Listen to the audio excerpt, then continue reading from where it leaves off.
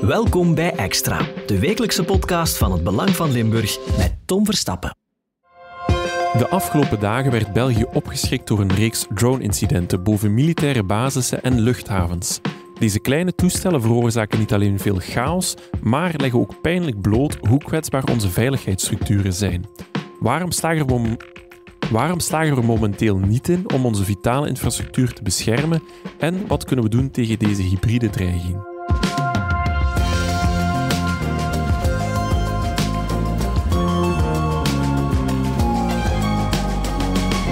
Jan Beks en Sien Hermans, jullie zijn beide journalisten bij het Belang van Limburg. Sien, jij schuift vandaag mee aan tafel door je kennis rond drones. En Jan, jij bent onze defensiespecialist en volgt voor ons het verhaal rond de recente drone-incidenten. Jan, kan je ons misschien nog eerst even vertellen, wat is er eigenlijk allemaal gebeurd de afgelopen dagen? Ja, het is eigenlijk meer de afgelopen weken. Het is allemaal begonnen, ik schat 3 weken geleden, met een 15-tal drones boven het oefenkamp in het oosten van België, dat van Elsenborn. Nu, dat is eigenlijk een nog vrij onschuldige infrastructuur van het Belgische leger. Daar wordt gewoon geoefend, dat zijn vooral bossen. Veel is daar niet te zien. Maar het werd wel ernstiger en ernstiger. Zeker afgelopen weekend met Kleine Brogel. Dat is de meest gevoelige militaire basis van België. Zelfs een van de meest gevoelige bases van Europa, omdat Kleine Brogel in het kader van de NAVO ook een kernwapenopdracht heeft. Daarnaast zijn ook Florennes, waar nu al de nieuwe F-35's gestationeerd zijn, is belaagd geweest. De lijst houdt niet op. Heel recent, dinsdagavond, is Leopoldsburg ook bezocht geweest. Schaffel is bezocht geweest. Leuven, kazerne van Heverlee, heeft meldingen gekregen. En ik vergeet er nog een paar, dus het houdt niet op. En dan natuurlijk, het zijn niet alleen militaire installaties, het zijn ook civiele installaties. Zaventem heeft plat gelegen. Ja, en dat was inderdaad op dinsdag 4 november dat Zaventem plat lag. Dat doet pijn aan een land. Dat is, ik zou niet willen weten wat dat kost om een luchthaven stil te leggen voor enkele uren, maar dat moet in de miljoenen lopen. Ja, en wat ook opvallend is niet enkel de drone-incidenten. Het gaat ook over het platleggen van een aantal diensten, Proximus, Scarlet, UZ Gent.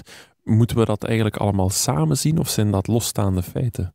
Dat was een collectief dat No Name 57 of zo heet. Dat zegt al veel. Ik denk wel dat dat past in een strategie om op verschillende manieren België uit zijn evenwicht te brengen. En dat zorgt natuurlijk voor heel veel hinder, dat gaf je zelf aan. Ik kwam afgelopen dinsdag 4 november zelf terug uit verlof uit Londen. Gelukkig nam ik de trein. Maar voor reizigers die het vliegtuig namen, zorgden de drones voor enorm veel hinder. Hè? Dat zal wel. Een neveneffect was dat heerst op dit moment, denk ik, in België. Ik wil nu niet overdrijven, maar ik krijg wel die indruk, een soort dronepsychose. Je had dus tegelijk die aanval op Kleine Brogel. Je had de luchthaven die plat lag.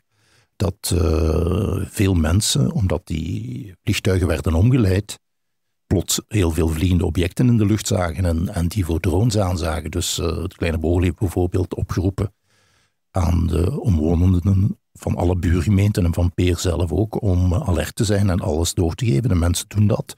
Maar daar zit natuurlijk ook wel kaf tussen het koren. Dat is niet elk lichtje aan onze hemel is een drone natuurlijk. Ja, en men heeft natuurlijk heel veel vluchten ook moeten omleiden, wat heel veel chaos veroorzaakt en gestrande passagiers natuurlijk. Er is ook een grote impact, en dat vergeten we soms, op heel wat logistieke vluchten. Inderdaad, Bierset in Luik draait op logistiek. Het is een grote cargo-luchthaven. Ook die zijn even plat geweest. Dus het is duidelijk dat daar een soort strategie achter zit om een land te intimideren. Dat woord durf ik wel gebruiken om ons bang te maken. Ja, want het gaat over meer dan 2000 medische zendingen die getroffen werden, waaronder stents en radioactieve isotopen voor kankerbehandeling. Het gaat wel echt over belangrijk materiaal dat op die manier niet tijdig op zijn bestemming geraakt. Hè. Sien, wat weten we eigenlijk over de drones die men gebruikt heeft? Wel, de drones die we allemaal kennen zijn de huistuin-keukendrones die wat we in de winkel of online kunnen kopen, die vooral voor commerciële doeleinden gebruikt worden. Nu, bij de incidenten van afgelopen dinsdag, de afgelopen dagen, afgelopen weken, gaat het vooral om semi-professionele en professionele drones. En die drones die worden via 4G of 5G-netwerken bestuurd, waardoor dat die ook veel moeilijker zijn om te detecteren. Want die commerciële drones, die wat iedereen kan aankopen, die vliegen vooral binnen radiofrequentie, waardoor dat die veel gemakkelijker te detecteren zijn. Die professionele drones hebben ook een veel groter bereik, waardoor dat die piloot ook echt van op een grote afstand het kan besturen. Die moet dus niet visueel verbonden zijn met de drone. En je hebt het over groter bereik. Hoeveel kilometer moeten we ons voorstellen? Dat kan wel gaan tot 150 tot 200 kilometer. Ja, en dat betekent eigenlijk ook dat de piloot zelfs niet per se in België moet zijn om richting Zaventem te kunnen vliegen. Nee, klopt. En we hebben ook wel gezien dat de drones die wat dan hier in België vlogen, dat die ook wel richting de grenzen van België gingen. Dus waar dat die dan uiteindelijk naartoe gingen, dat hebben we natuurlijk niet kunnen achterhalen, maar het is wel duidelijk dat die piloten zich niet in België zelf bevonden. Ja, en dat zien we ook terug, denk ik, in Denemarken, waarbij de drones van op een schaduwvloot vertrokken en zo ook chaos in Denemarken veroorzaakten.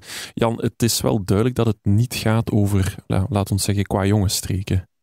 Nee, dit is hier zit een strategie achter. Dit is ik heb het al gezegd, een manier om ons land te destabiliseren. Dat is een gerichte, overdachte aanval.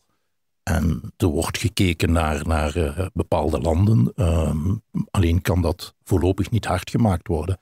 En als ik dan zeg bepaalde landen, denkt iedereen aan Rusland. Gisteren nog heeft de ambassadeur van Rusland in België gezegd dat Rusland daar niets mee te maken heeft. Heeft hij formeel ontkend. Maar ja, Rusland in het Poetin-regime is natuurlijk nog niet doodgegaan aan zijn eerste leugen. Ja, en defensieminister Franke haalde het ook aan dat het een gecoördineerde actie is in tijd en ruimte. Ja. Wat bedoelt hij daar eigenlijk mee? Ja, dat er sommige van die aanvallen gebeuren in formaties.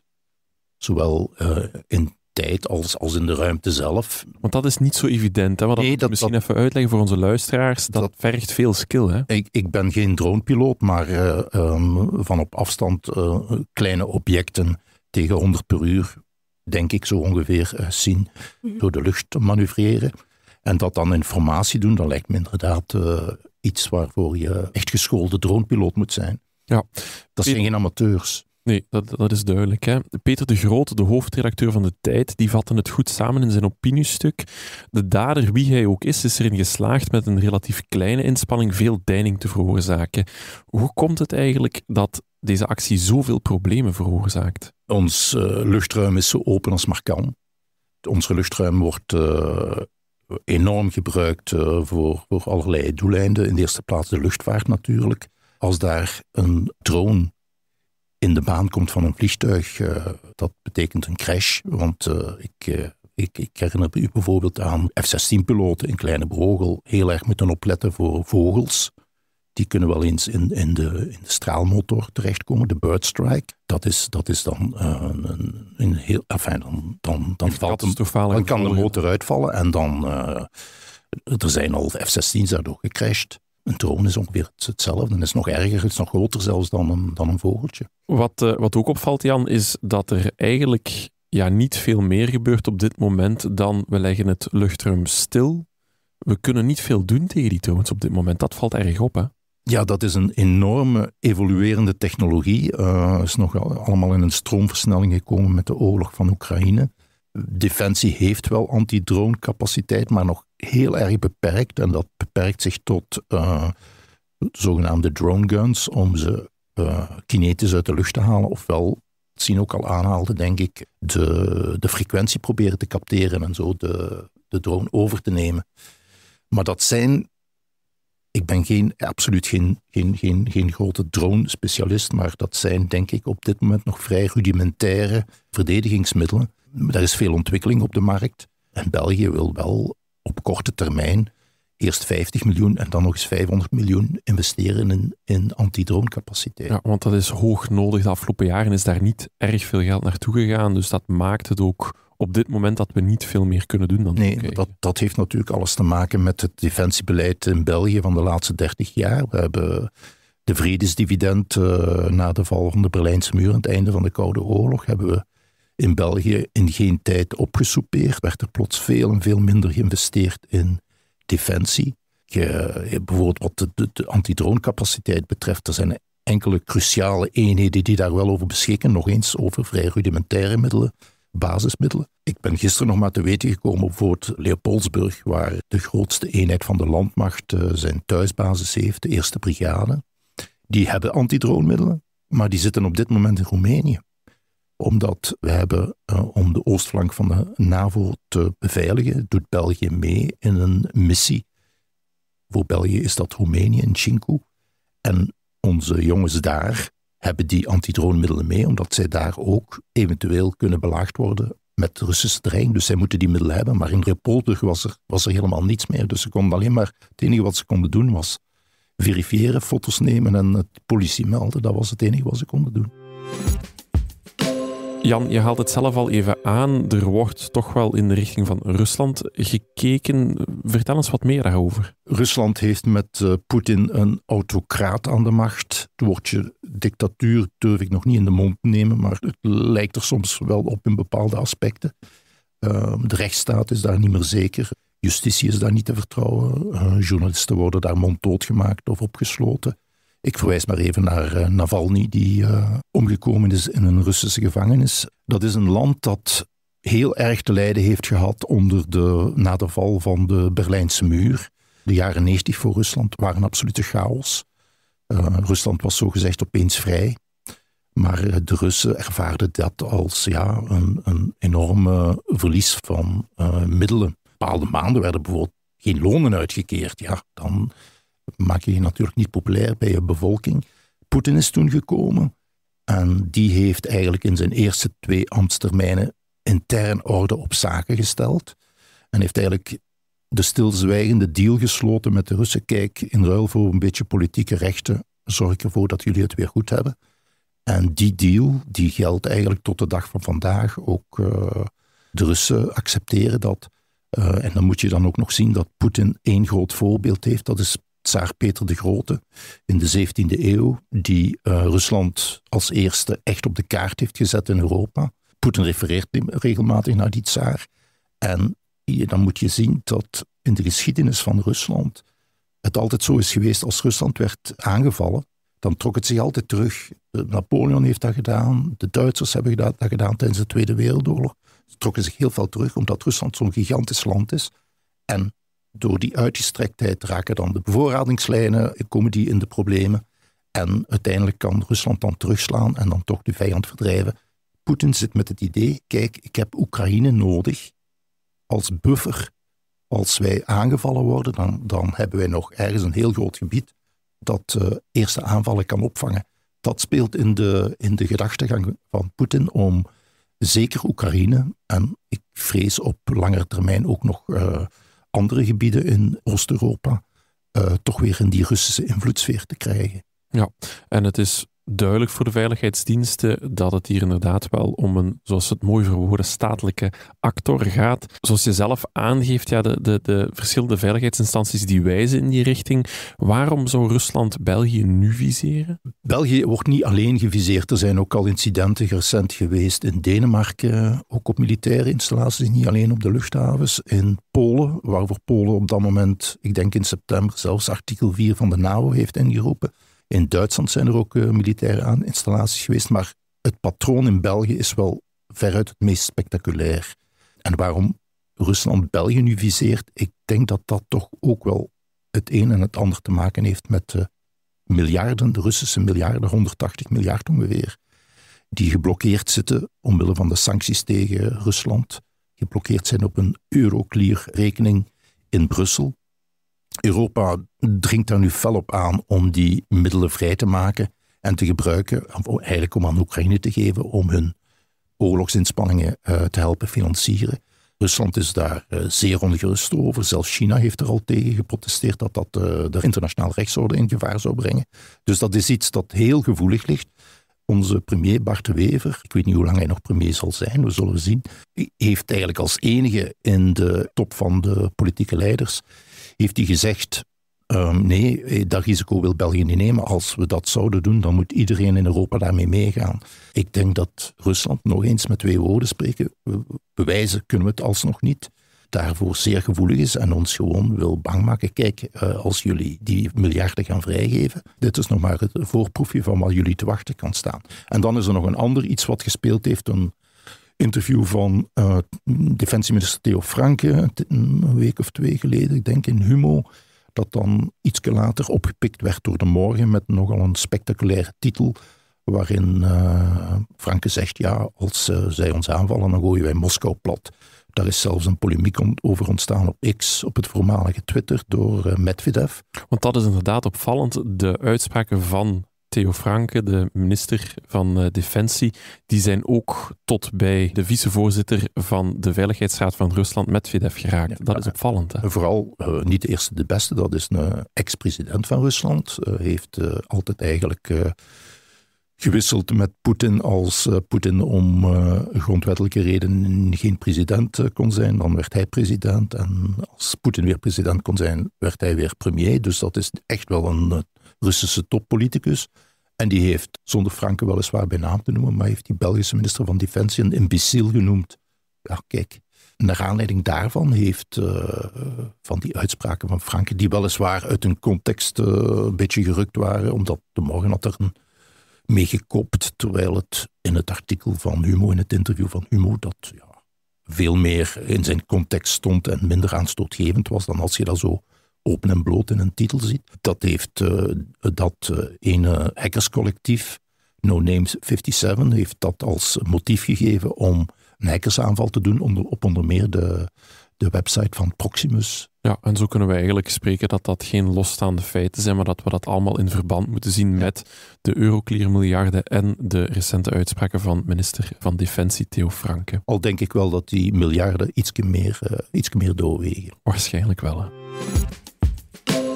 Jan, er is heel wat gaande, dat is duidelijk. Wat is eigenlijk de reactie vanuit de politiek? En het is misschien ook wel even belangrijk voor onze luisteraars. We nemen deze podcast op donderdagochtend 6 november. As we speak vindt in Brussel de Nationale Veiligheidsraad samen over deze drone-crisis. Wat er gaat uitkomen is voorlopig nog koffiedik kijken, maar heel veel kan België niet doen. Er zal ongetwijfeld uitkomen dat we meer middelen moeten aanschaffen, maar dat heeft Franken al aangekondigd. Franken heeft gisteren wel, maar daar heeft hij voor zijn beurt gesproken, laten vallen dat eventueel artikel 4 van de NAVO zou kunnen ingeroepen. Dat artikel zegt, als een land zich bedreigd voelt, dat land onmiddellijk spoedoverleg kan eisen met de andere NAVO-lidstaten.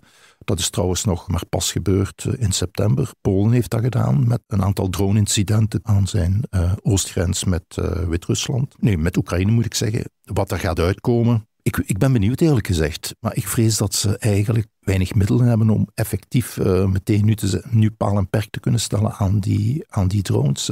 Ja, dat is nog afwachten nu. Het werd wel streng veroordeeld, zal ik maar zeggen. Men sprak over een dreiging die reëel en ernstig is en dat men eigenlijk aan het testen en pesten is. Dat valt het zo wat samen, denk ik. Dat is duidelijk. U laten zien, uw spierballen laten zien en zeggen, kijk België, als jullie vervelend doen wij ook vervelend en we kunnen nog veel meer. Voorlopig doen we dat met drones, maar het is intimideren, er is geen ander woord voor. Ja. En ik refereer eventjes naar die dronespsychose. Ik heb wel de indruk, het is zeker een gespreksonderwerp, dat veel mensen daar toch wel mee bezig zijn. Maar dat zagen we ook in Amsterdam, als ik me dat goed herinner. Er was sprake van drone-incidenten, maar dat bleek helemaal niet waar te zijn. Ja, mensen zien ze letterlijk vliegen nu. Hè? Ja. Sien, jij ging een tijdje terug op bezoek bij de verschillende defensiebedrijven in het Limburgse. Drones zijn daar natuurlijk al langer een hot topic. Wat kunnen we eigenlijk doen om ons te beschermen tegen die drones? Wel, het is duidelijk dat er al meer investeringen moeten komen. Een deel van onze kritieke infrastructuur in België of in Vlaanderen, die zijn al beschermd tegen drones, maar natuurlijk lang niet genoeg. Ook onze militaire kazernes zijn niet allemaal uitgerust met de juiste systemen die ook nog eens allemaal up-to-date zijn. Het belangrijkste is, detecteren is één ding, maar we moeten ze natuurlijk ook kunnen onderscheppen en er iets tegen doen. Ik citeer Paul de Serre van ZSE. Hij zei, het is zinloos om te detecteren als we geen actie kunnen ondernemen. Want daar knelt het schoentje op dit moment wel echt. We kunnen detecteren, maar verder als dat gaat het op dit moment niet. Hè? Ja, klopt. Er zijn verschillende detectiesystemen die we kunnen gebruiken. Er zijn ook verschillende bedrijven in Limburg die wat daarmee aan de slag gaan. Bijvoorbeeld ZSE Technology, die wat op Druinpoort in Sint-Truiden zitten. Ze hebben detectiesystemen, maar ook Sennheive, die wat in Hasselt zitten. Hun systemen zijn eigenlijk een soort van kastjes die wat je ergens kan plaatsen. En die detecteren binnen de radiofrequentie. Dus alle drones die wat een radiosignaal uitsturen, die kunnen daarmee gedetecteerd worden. De radiosignaal is ook verbonden met de bestuurder, dus dan kan je ook meteen zien waar dat je piloot staat. Nu, en dat is ook een mooi voorbeeld van, laat het toch maar de wapenwetloop noemen of de dronewetloop. Er is een constante evolutie in die technologie. Je legde ook daarnet uit dat het via 4G en 5G loopt om de drones te besturen, zeker die professionele toestellen. Het is erg moeilijk om materiaal te maken en te hebben dat up-to-date is. Hè? Ja, klopt. De doorlooptijd van een drone is gemiddeld een paar maanden en dan is dat alweer achterhaald. Dus ook die detectiesystemen die moeten constant meegaan met de technologie, die moeten altijd evolueren. Zien, dat is wat betreft het detecteren van drones. Wat kunnen we dan doen om ze uit de lucht te halen? Wel, ook daar zijn er verschillende opties. We kunnen kiezen voor kinetische oplossingen en niet-kinetische oplossingen. Voor de niet-kinetische oplossingen dan zitten we bijvoorbeeld bij jammen, waarbij dat we het signaal van de drone kunnen verstoren. Dat noemen we ook wel een soft kill, omdat we de drone niet gaan vernietigen, maar we gaan het signaal verstoren, waardoor we die wel aan de grond kunnen zetten. Bijvoorbeeld ZSE Technology op Droneport, die hebben daar systemen voor. Die hebben een jammer van Turkse makelij en die kan jammen tot een afstand van 10 kilometer.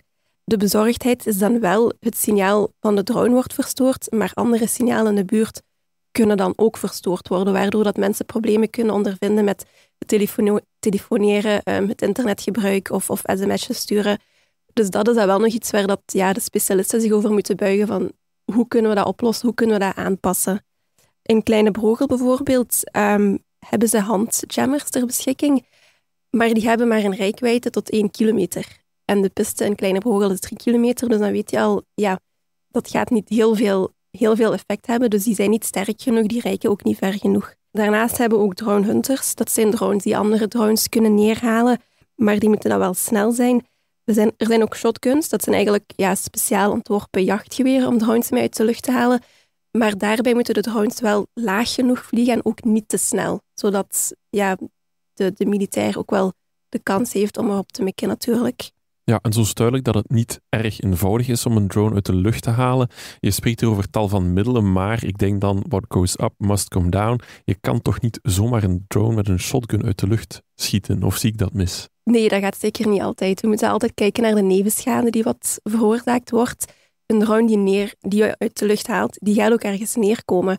En dat kan ook schade veroorzaken. Kleine Brogel bijvoorbeeld, in de omgeving wonen heel veel mensen. Die drone die kan neerkomen op auto's, op mensen zelf, wat heel veel schade veroorzaakt. Maar ook de kogels, als je een drone neerhaalt. Een drone die wat aan een snelheid van 100 km per uur voorbij vliegt, die haal je niet naar beneden met 1 zuiver schot. Daar gaan meerdere kogels voor nodig zijn. Die kogels wat de drone niet raken, die gaan ook ergens belanden. Dus dat moet je allemaal toch wel in het achterhoofd houden als je die stap wilt overwegen. Daarom zeggen sommige bedrijven van jammen is een betere oplossing, omdat de nevenschade daar veel beperkter zou zijn. En ze zeggen ook, de gevolgen van een drone die boven een kazerne zou vliegen, zijn nog altijd groter dan de schade die wat een jammer zou veroorzaken. Ja, en tot slot, Jan, er is ook wel nood aan een gecoördineerde aanpak, denk ik, hè? Ja, ik denk ook wel dat dat al volop aan het gebeuren is.